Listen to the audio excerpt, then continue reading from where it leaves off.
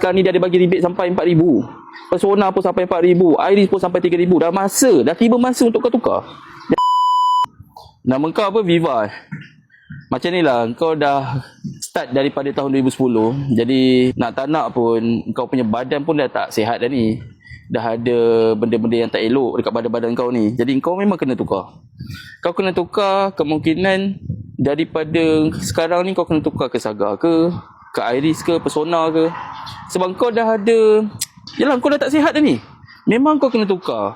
Kau punya maintenance pun dah tak boleh tahan ni. Nak kena tukar itulah, tukar cat lah, engine kau lah, kau punya banyak benda lah problem. Sekarang ni kau kena tukar dengan Saga. Sebab Saga sekarang ni dia ada bagi rebate sampai 4,000. Persona pun sampai 4,000. Iris pun sampai 3,000. Dah tiba masa untuk kau tukar. Jadi kau kena tukar sekarang lah. Macam mana pun Viva.